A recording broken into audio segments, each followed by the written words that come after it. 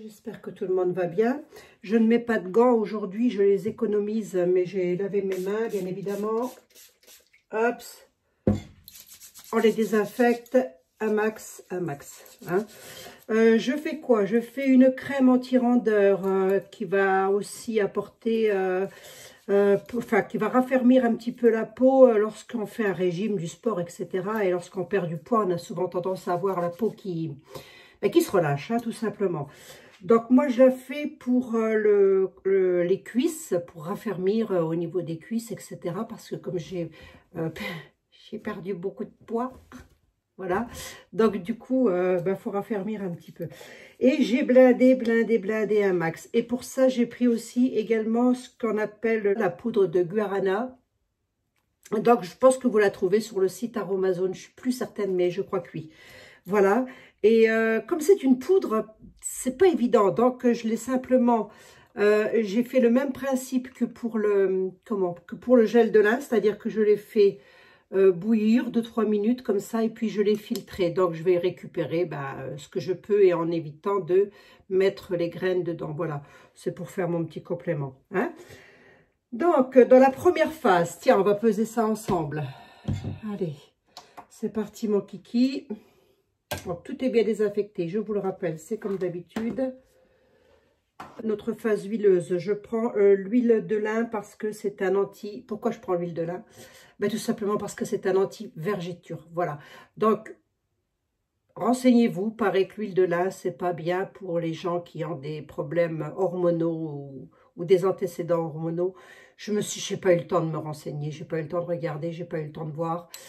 En tous les cas, moi je la prends parce qu'elle est anti-vergéture. Voilà, et je vais en mettre 20 grammes. Bon, on la prend bio, bonne, tout. Moi je prends la marque Covin. C'est de l'huile qu'on se sert en cuisine, elle a de très bonnes propriétés. J'ai fait une crème, je vous mets la liste, la liste. Je vous mets en barre d'infos la crème basique que j'ai faite à l'huile de lin qui est en vidéo. Il vous suffira de déplier la barre d'infos pour voir, je vous ai mis toutes les propriétés de l'huile de lin. Voilà. Alors, je vous donne les proportions pour 100 grammes. Moi, je vais en faire un pot de 200. Le cœur de crème, toujours pour 100 grammes. Je mets 7 grammes de cœur de crème. Si vous voulez mettre un autre émulsifiant, il n'y a pas de problème, vous pouvez y aller, hein. Prenez celui que vous voulez.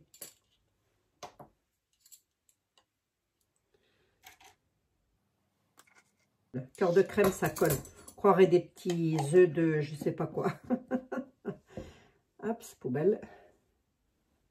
Ensuite, je vais mettre de l'alcool cétylique qui va un petit peu renforcer la texture de mon émulsion. Vous pouvez prendre un autre agent de texture, hein, si vous voulez, hein, c'est pas un problème, hein. Voilà, donc j'ai dit que j'en mettais combien? 3 grammes. Allez.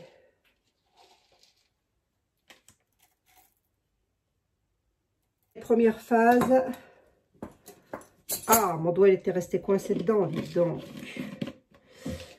Deuxième phase. 178 millilitres, c'est précis, hein, d'hélicryse de Corse. Elle est tonique. Minceur et défatigant à chauffer pareil tout de suite parce que sinon ça va mal se dissoudre. J'ai pas préparé mes affaires comme d'habitude là. Je vous la fais encore à la one again. J'ai dit la caféine, fermeté, etc. C'est un actif que j'aime bien utiliser ça. Et j'ai dit que j'en mettais 5%, à savoir 5 grammes pour vous.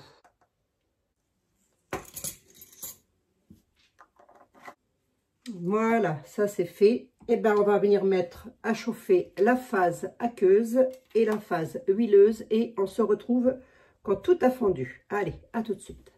Bon, ça sent bon l'hélicryse italienne quand même, hein, je voudrais pas dire. Donc ça mousse un petit peu, je pense que c'est le cœur de crème qui fait ça, c'est pas grave. Oups. Et on va émulsionner tranquillement.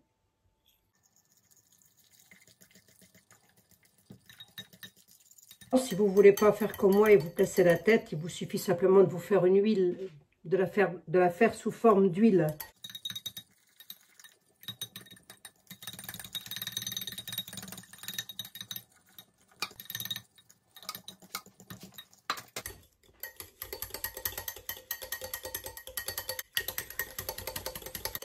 Ça s'émulsionne tranquillement. Mais je vais peut-être prendre ça, tiens. Voilà, je l'ai plus en main, là, comme ça. Voilà. Et plus ça va, plus ça s'épaissit, c'est normal. Je vais maintenant incorporer, et ben je vais vous dire combien il y en a, tiens. Parce que moi-même, je ne le sais pas, étant donné que mon macérat de Guragana que j'ai passé, mais il reste toujours des petits. Si vous avez autre chose que moi pour le passer, c'est mieux parce que j'ai toujours des petits dépôts dans le fond, donc je vais y aller doucement. Hein. Je m'arrête là, je suis à 8,5 grammes. Donc, conservation 3 à 6 mois, je voudrais un pH entre 6,5 et 7,5. Voilà, ce serait très bien. Et puis, on surveille toujours sa cosmétique. On a toujours de l'hygiène quand on fait de la cosmétique. Un peu fatiguée, moi, en ce moment, tiens. Tiens donc. Bon. Ah, attendez, hop, je vous montre, voilà. Voilà, la couleur n'a pas beaucoup changé. Je pensais qu'elle allait beaucoup changer avec le Guragan. Le Guarana, je vais y arriver à le dire. Sur la fiche d'Aromazone, je ne sais pas trop comment ils l'utilisent en fait. Hein. Moi, je l'ai utilisé de cette façon-là, mais allez voir, allez creuser s'il vous plaît. Allez fouiller, allez creuser. C'est comme tout, il faut creuser, il faut fouiller.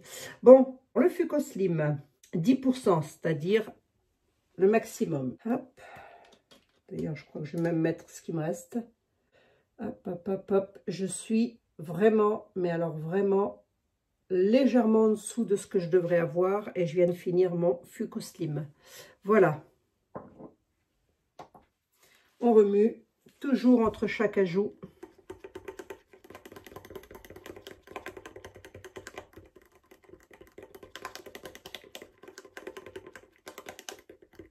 Pour le moment, ça sent bon l'hélicryse italienne. C'est pas une odeur dont je raffole, hein, je dois dire. Mais comme je vais mettre de l'huile essentielle de pamplemousse, voilà, donc ça va un petit peu camoufler. Ensuite, j'ai la Kigelia, 2 ml, mais je crois que je les ai plus non plus. Il me semble que mon flacon il est arrivé au bout du bout. Donc, j'en ai 0,3 de Kigelia. J'aurais pu monter un peu plus haut, c'est dommage. L'huile essentielle de pamplemousse, qui est sans furocomarine, celle-ci. Elle est pas photosensibilisante, hein, je l'ai prise exprès. Donc, je pense que là aussi, je vais finir le flacon, puisque j'ai dit que j'en mettais quand même 60 gouttes, hein, étant donné que j'en ai fait quand même beaucoup, moi. Mais pour vous, c'est 30 gouttes. Et on remue. L'huile essentielle de pamplemousse camoufle bien. Tiens, ça sent bon la pamplemousse du coup.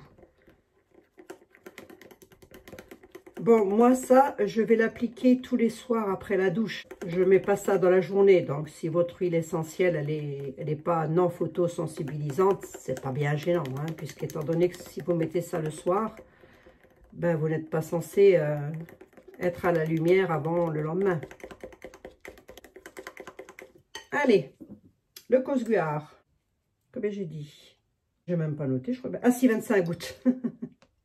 Je vais dire, je ne l'ai pas noté, ça n'aurait pas été étonnant. Hop. Alors, éventuellement, si vous n'avez pas les actifs que j'ai, vous pouvez parfaitement faire une crème à l'huile de lin. Voilà, qui est anti-vergéture à elle toute seule déjà, hein. Et utiliser 2 huiles essentielles qui sont simplement la pamplemousse et le citron, sans furocomarine, enfin je veux dire non photosensibilisante. Hein. Voilà, et puis ben, vous aurez déjà une bonne crème anti-rondeur, hein, raffermissante. Ça devrait être pas mal. Parce que là j'ai fini... le soin que j'avais fait à la Chris Marine et oulala, j'étais contente de l'avoir fini parce que oh, l'odeur me pesait quand même. Hein. Allez, je vais vous montrer quand même ce que ça donne. Bon, c'est relativement bien, hein, cette histoire. Qu'est-ce que c'est encore tiède, là? Qu'est-ce que je voulais dire? Est-ce que je mets de la vitamine E? Allez, j'ai mis 4 gouttes de vitamine E pour le fun. Pourquoi pas? Sait-on jamais? Un pH. Je suis à 6,9. C'est très bien. On va pas chercher midi à 14 h. Tiens, il faut que je nettoie complètement. Il faut que je le mette là. Bon, on va faire la mise en pot, qui est bien évidemment désinfectée, je vous le rappelle. C'est toujours pareil. Alors, est-ce que vous allez bien voir? Je ne sais pas. Alors, pour le moment, elle paraît comme ça un petit peu liquide, mais elle va se compacter. Hein.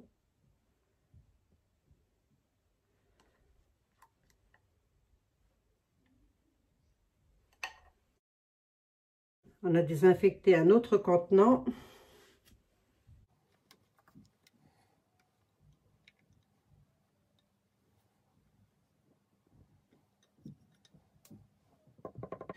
Et ben voilà.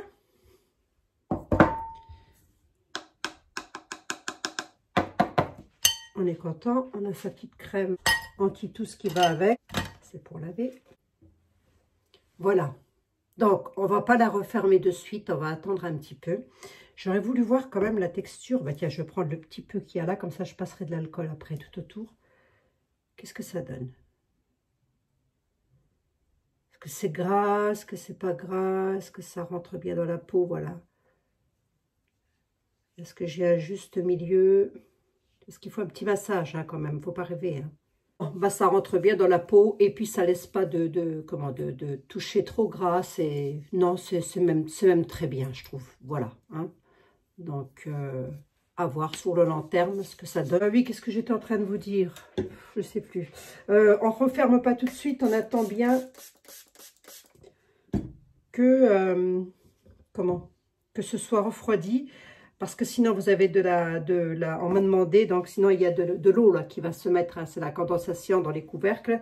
Cette condensation va rajouter de l'eau au produit, va rajouter des